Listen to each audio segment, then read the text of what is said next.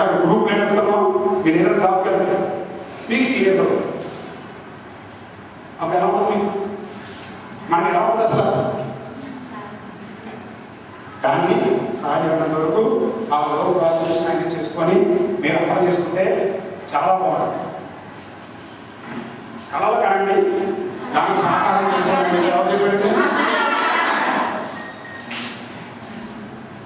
Small అవన్నీ ఎక్స్పీరియన్స్తో మనం చెప్తే జరిగింది. వివేకానంద అవ్వచ్చు, బుద్ధుడు అవ్వచ్చు, ఏం చెప్పినా వాళ్ళ ఎక్స్పీరియన్స్ మీద మనకు ఉపయోగపడేటట్టుగానే చెప్తుంది. Next lack of planning. ఇందాక ఓన్లీ ప్లానింగ్ గురించి చెప్పు. ఇక్కడ ల్యాక్ ఆఫ్ ప్లానింగ్ అంటే 10 రకాల పనులు పెట్టేసుకొని ఇచ్చేసేద్దాం వచ్చేద్దాం అనుకున్నాను. కానీ సరైన నిర్ణయం తీసుకొని ఏది చేద్దాం అనుకున్నా చేసుకోగలిగే రోజున మనకు బాగుంటుంది. ఇప్పుడు ఈ ఇంటర్నల్ ఫీలింగ్స్ అవుతా ఏంటంటే రకరకాల రోగాలు, షుగర్, బీపీ ఇవన్నీ వస్తుంటాయి. మనం ఇవన్నీ తెలియకుండా ఈ రోగాలు ఎందుకు వస్తాయి? మన టెన్షన్ వల్ల వస్తాయి. అంతే కదా? ఇవన్నీ మీ ఇంటర్నల్ ఫీలింగ్స్ వచ్చే నష్టాలు. Next lack of priority. ఇందాక అనుకున్నాం మనం. అప్పుడు ప్రియారిటీ గురించి చెప్పి ల్యాక్ అంటే అనేక సీరియల్ ఒక క్రమ పద్ధతిలో వెళ్తే మనకు అన్ని బాగుంటుంది సీరియల్లో. Next indirection. సరైన నిర్ణయం తీసుకోకుండా సరైన డైరెక్షన్లో వెళ్ళకపోతే ఏమీ చేయలేదు. ఇక్కడ కూడా చెప్పారు అబ్దుల్ కలాం గారు, you cannot change your destination over night, but you can change your goal. You can change your direction over night. అంటే ఒక రాత్రిలో మన డెస్టినేషన్ గమ్యాన్ని ఎలా మార్చుకోలేదు కదా, కానీ ఆ గమ్యాన్ని చేరాలన్న డైరెక్షన్ని మీ చేతిలో ఉంటుంది. ఇక్కడున్న టైంను బట్టి ఎలా ఇప్పుడు ఇక్కడ ఉన్నారు. ఇక్కడనే మనం పుస్తకాల దగ్గరికి వెళ్ళాలంటే ఎన్ని దాకా బోర్డు దాకా ఎలా వెళ్ళచ్చు అలా వెళ్ళచ్చు అలా వెళ్ళచ్చు. కానీ మీరు డిసైడ్ చేసుకున్న టైం ఫ్యాక్టర్ ఏది దగ్గర దగ్గర సెలెక్ట్ చేసుకుంటాం. లేదు ఇక్కడ ట్రాఫిక్ ఉన్నాక ఆ పక్కన వెళ్దాం ఉంటాం. అక్కడ ఉన్న సిచ్యువేషన్ బట్టి మీరు ఏది డైరెక్షన్ సెట్ చేసుకోవడంలో అది మీకు చాలా ఉపయోగపడుతుంది. Next slow understanding. మనలో మనకి బిహేవియర్స్ని బట్టి ఏది బాగుంది ఏది చేసుకోవాలన్నది మీ అండర్స్టాండింగ్ బట్టి ఉంటుంది. దాన్ని మనం చేసుకోగలిగితే చాలా ఉపయోగం.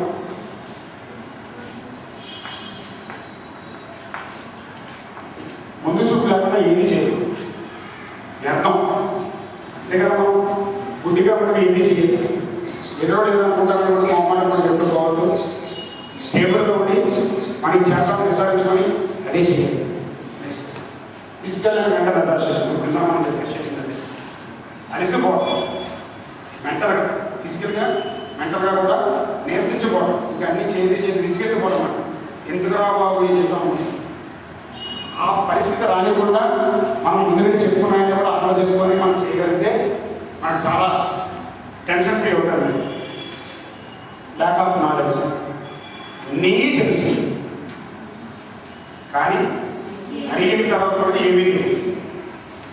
ఆ మీదికి రాకుండా సాధ్యమైనందుకు వాట్ ఈస్ వాట్ అని తెలుసుకొని మనం చేసుకోగలిగినాడు అంతా బాగుంది. Edition to Facebook. ఇందాక మీరు అడిగారు దగ్గర తెలుసుకున్నారు చాటింగ్ అని. అప్పుడు చాటింగ్ అన్నది బాధాగా, ఇప్పుడు చాటింగ్ అన్నది ఫేస్బుక్.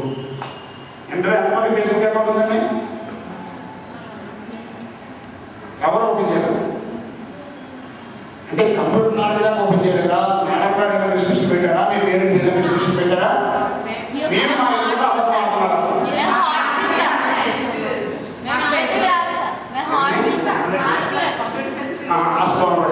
దానివల్ల నష్టాలు ఉన్నాయి, లాభాలు ఉన్నాయి. అంతేనా కదా? ఇవాళ రోజున మనం దాని గురించి తీసుకున్నాం. ఫర్ ఎగ్జాంపుల్ మేమందరం ట్రైనింగ్ అయిపోయి రేపు ఈ నెల 26వ తారీఖు నుండి 30వ తారీఖు వరకు హైదరాబాద్లో ఇంపాక్ట్ అనే ఒక ప్రోగ్రాం పెట్టుకున్నాం.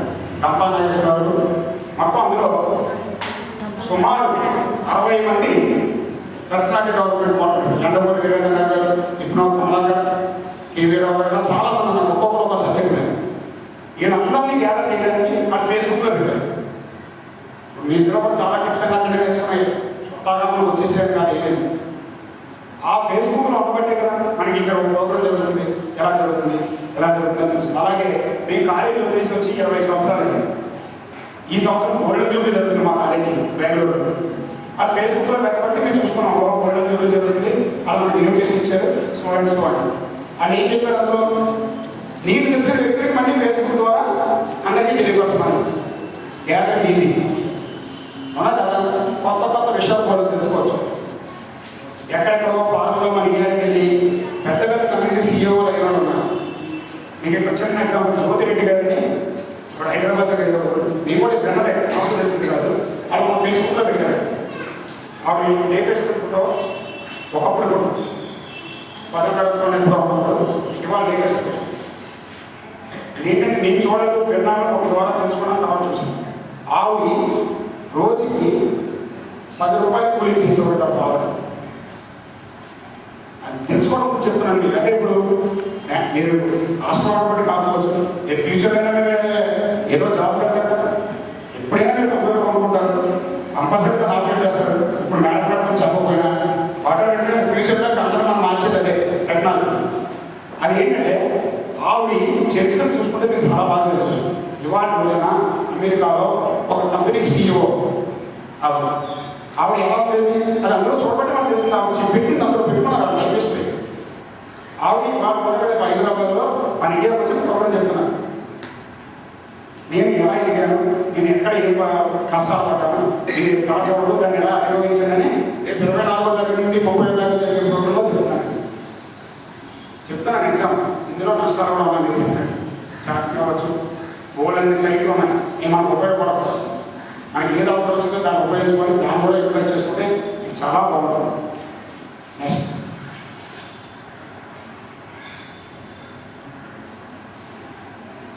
What is the value of time ఒకసారి కొంచెం చెప్పండి వాట్ ఈస్ వాట్ గురించి యాక్చువల్ పాయింట్ వైజ్ చెప్పాలి మీకు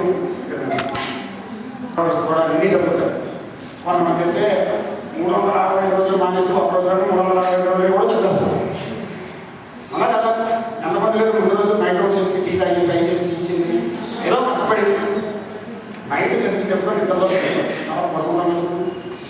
పడుకుంటూ చదువుతాం ఆవరిస్తూ టీ తాగుతూ చదువుతాం అది ఏంటంటే మీరు సంవత్సరం చదివినంత మీరు ఏదైనా ఒక పరీక్షలో కానీ ఒక సబ్జెక్ట్లో కానీ ఎక్కడైనా ఫెయిల్ అవుతుంది ఆ బాధ తెలుస్తుంది ఆ విద్యార్థి తెలుస్తుంది విద్యార్థినిలు లేదా మన దిగ్గాల్సిన అవునా కదా కరెక్టేనా దాని అర్థం ఏంటంటే సంవత్సరం పడిన కష్టం ఆ ఒక్క కోర్సు రాసే ఎగ్జామే మనం మారుస్తుంది విషపరిజ్ఞానం ఏది చదివినా అది కూడా మీరు కరెక్ట్గా కరెక్ట్ టైంలో మీ మైండ్ కాన్సన్ట్రేషన్ గురించి కూడా చెప్తాం నెక్స్ట్ ఏ టైంలో చదివితే మీకు బాగా ఎక్కుతుంది ఏ విధంగా చదివితే ఎక్కుతుందని కూడా చెప్తాం దాన్ని బట్టి కూడా మీరు డిసైడ్ చేసుకొని మనం చెప్తే మీరు పాటిస్తే చాలా బాగుంటుంది నెక్స్ట్ 1 month కానీ ఇందులో ఒక క్వశ్చన్ అడుగుతారు స్వర్గం ఎక్కడ ఉందండి చెప్పండి చెప్పండి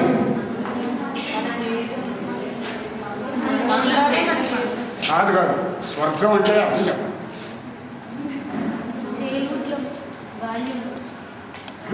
దానికి మీరు స్వర్గం అన్నారు ఏమంటారు జెంట్స్ గురించి బాగా చెప్తున్నాను మీరు టేక్ ఇట్ ఈజీ అన్నారు రంభవరసం అది ఏదో ఊహించుకుంటారు స్వర్గం అంటే సినిమా చూస్తాం దాన్ని కూడా అనుకుంటాం కదా ఇక బాగుంది స్వర్గంలో చూసినట్టుందంటారు అసలు స్వర్గం అంటే ఎక్కడ కరెక్ట్ మేడం గారు చెప్తారు స్వర్గం అంటే ఎక్కడో లేదు అమ్మ పాదాలు చెప్తారు ఇందులో ఎంతమంది పాదాలు అమ్మకి నమస్కరిస్తారు చెప్పండి నేనైతే మా మమ్మల్ని గుర్తుంటాను ఎంత నమస్కరిస్తానో అన్ని బాగా చేస్తాం అన్న విషయంలో ఆయన చదువుతాం ఇందులో చాలా మంది అర్థం చేసుకోవాల్సింది అదే కనిపించిన దేవుడు కన్నా కనిపించే తల్లిదండ్రులు ఎంతమంది పాటిస్తాం ఇది ఇందాక సార్ చెప్పినట్టు మాకు జనమదయం కలిగించారు ఒకసారి మా గురువు గారు అప్పటి నుండి పిల్లలు చెప్పాం వాళ్ళు పొద్దులేక మాకు నైట్ పడుకున్నప్పుడు కన్ను పెడతారు పొద్దులేసినట్టు చెప్తారు మేము అలా పాటిస్తాం దీంట్లో సిగ్గుపడాల్సింది ఏమీ లేదు ఎందుకంటే మనం పెట్టిన మన తల్లిదండ్రులు ఫస్ట్ మిమ్మల్ని పాలించి చేసేది అదే కదా నెక్స్ట్ వస్తాం ఫ్రెండ్స్ రిలేటివ్స్ అందరూ కరెక్ట్ కదా ఇప్పుడు ప్రీ మెచ్యూర్ బేబీ అంటే తల్లి గర్భంలో 9 నెలలు ఉంటారు కదా బాబు గారి పాప కానీ ఎవరికైనా అవయవాలు పనిచేస్తున్నాయా మైండ్ ఫంక్షనింగ్ లోపల అన్ని పార్ట్లు బాడీలో కదిలేయండి. మీకు డెలివరీ టైం ఇచ్చేది ఆ టైంలో ఇస్తారు. అంతేనే కదా కొడుతూ ఉంటాయి కదా లోపల కాళ్ళు చేతులు నాలుగు ఉంటాయి. అదే కనుక ఆ బేబీ ఒక నెల ముందుగా పుడితే అమ్మకి ఎంత బాధ ఉంటుంది? అసలు ఏమైపోయింది? వీళ్ళు ఇన్క్యుబేటర్లో పెడతారు, అంతా బాగానే ఉంటుంది. ఎన్ని తర్వాత ఎంత బాధపడుతుంది? అయ్యి బాబా ఏమైపోయింది? ఇన్ని రోజులు కోసం ఇలా జరిగిందే, తర్వాత ఎలా ఉంటుంది ప్రీమెచ్యూర్డ్ అనగానే చాలామందికి లెక్కేసుకోండి 5 తక్కువ ఉంటారు, చాలా చేయాలి ఉంటారు, మంచి మేధాశక్తి ఉంటారు. మీరు ఎక్కడైనా అర్థం చేసుకోండి. మీ సర్కిల్లో మా సిస్టర్ కూడా మా రెండో సిస్టర్ కరెక్ట్గా మీరు ప్రాక్టికల్గా ఆలోచిస్తే మీకు తెలుస్తుంది ఎంత మైండ్ ఎలా ఉంటుందో అంత షార్ప్గా. మీరు ప్రాక్టికల్గా ఆలోచించండి. సర్కమ్స్టెన్సెస్ బట్టి ఇది రావచ్చు, రెండోస్ రావాలి కరెక్ట్గా కాదు. ఆ అమ్మ అడిగితే చెప్తుంది, వాళ్ళ బాధ అలా తెలుస్తుంది. ఎందుకంటే మీరంతా లేసే దేవుడి కానీ ఇప్పుడు జరిగింది క్యారీ అయినవాళ్ళు ఇక్కడ కూడా సార్ సహనం ఎవరు ఎక్కువ, ఆడవులుగా మగలుగా ఎలా చెప్పగలిగారు? చెప్పండి. ఇక్కడ కూడా చెప్తాను ఎగ్జాంపుల్, దాన్ని బట్టి కూడా నిర్ధారించవచ్చు. ఉద్యోగ సమానం అంటే ఇక్కడ ఏంటంటే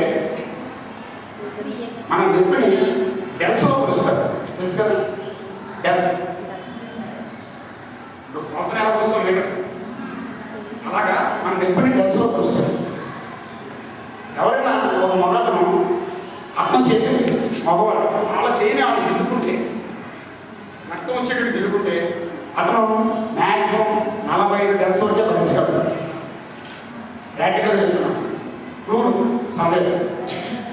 అదే ఆడవాళ్ళు అయితే 57 డెల్స్ భరించగలరు. ఆ భరించుకు భగవంతుడు మీ అందరికీ ఇవ్వబట్టే కదా క్యారీయింగ్ టైంలో 120 ఎముకలు ఒక్కసారి ఇవ్వకపోతే ఎంత వస్తుందో నొప్పి అంత భరిస్తారు. డెలివరీ టైంలో అంతేనా? భరుస్తారా? ఎప్పుడు భరిస్తారా? సిజేరియన్ ఆపరేషన్ పక్కన పెట్టండి, దట్ ఈస్ సెపరేట్ ఇష్యూ. మాట్లాడుతుంది మీకు సహనం ఎక్కువ, ఓపిక ఎక్కువ. ఈ విషయాల్లో మేము ఏకీభవిస్తాం. భగవంతులాగా అంతా క్రియేట్ చేశారు. ఆటోమేటిక్గా వాళ్ళని అడిగితే తెలుస్తుంది ఆ ఒక్క నెల గురించి బాధ. అంటే ఎందుకు చెప్తున్నామంటే ప్రాక్టికల్గా మీరు దించే తర్వాత టైం ఎలా తెలుసుకునే దాని గురించి. నెక్స్ట్ 1 వీక్ వాత పత్రిక ఉన్న ఐడియా ఉంది కదా, స్వాతి పత్రిక ఏంటంటే ఆ ఇంటికి అడిగితే తెలుస్తుంది. ఒక్క రోజు పత్రిక రెడీ అయింది అనుకోండి, ఎంత పోతాడు, ఎంత లాస్ అవుతాడు. మళ్ళీ ఈ 1 వీక్లోనే లేటెస్ట్ టాప్ సెకండ్లు ప్రింట్ చేయాలి. ఇంకా పాత్రలో కూడా మనం చదువుతాం. అలాంటి ఇంటికి కనుక అడిగితే ఆయన చాలా బాగా తెలుసు. ఎన్ని టైము ఎక్కడ వాల్యూ మనం చేసుకోవడం నిర్ధారించకూడదు. నెక్స్ట్ 1 అవర్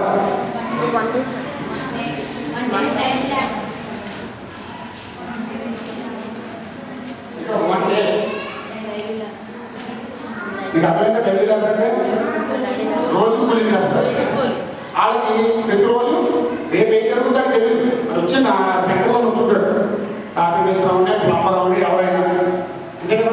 వాళ్ళ ఆ రోజు పూట కూలి అంటే ఆ రోజు సంపాదిస్తేనే మన కుటుంబాన్ని పోషించుకోవాలి. అనుకోకుండా ప్రకృతి సహకరించలేదు అనుకోండి, వాన వచ్చు టైంకి ఏదైనా వెళ్లికి రావాలనుకోండి, ఆ పరిస్థితి వస్తు ఉండాల్సిందే కదా. ఆ అడిగితే తెలుస్తుంది ఆ బాధ. ఇప్పుడు వరకు మనకి తల్లిదండ్రులు మీకు అన్నీ పంపుతున్నారు, మీరు చదువుకుంటున్నారు, అంతా బాగానే ఉంది. రేపు మీరు పెద్దలు అవుతారు, వాళ్ళు ఏమంటారో మీకు తెలియదు బాధ. ఇవన్నీ మేము వివరించుకొని ఓడిసి ప్రాక్టికల్గా ఆలోచించి చేసుకుంటే మీ లైఫ్ చాలా బాగుంటుంది. నెక్స్ట్ 1 అవర్ అక్కడ వెయిటింగ్ ఫర్ లవర్ అన్నారు, అది కరెక్టే. అది దాని వదిలేండి. ఇక్కడ మీ వరకు చెప్పాల్సింది ఏంటంటే చిన్న ఎగ్జాంపుల్. ఒక ఇంటికి ఎగ్జాంపుల్ ఎవరు మా ఇంటికి అనుకోండి ఫ్రెండ్ వచ్చింది. ఆ రోజున మా అబ్బాయి మా అబ్బాయి ఎగ్జామ్ ప్రిపేర్ అవుతున్నాడు. ఇంక దేంట్లో ఎగ్జామ్ ఉంటుంది చూడండి. అది ఎగ్జామ్ మీకు చెప్పేది ఇంకా మీరు అడిగారు కదా చాలా బాగుంటుంది ఏం చేస్తున్నారు అని. ఒక 1 అవర్ టైం ఉన్నాను. వాళ్ళు ప్రాక్టికల్గా అంత ప్రిపేర్ అవుతున్నాం లోపల. ఈ వచ్చినట్టు అన్నాను, మీ అబ్బాయి ఏం చేస్తున్నారా ఏం చెప్తున్నాడంటే తండ్రి ఏం చెప్పాలి, ఏదో చెప్పాలి కదా. లోపల దగ్గర చదువుకుంటున్నాడు, ఎగ్జామ్ ప్రిపేర్ అవుతున్నాడు, సంథింగ్ ఎంసెట్ ఏదో ప్రిపేర్ అవుతున్నాడు, ఇంజనీరింగ్ కానీ అంతవరకు బాగా. ఇక్కడ వచ్చినప్పుడు ఆ మాట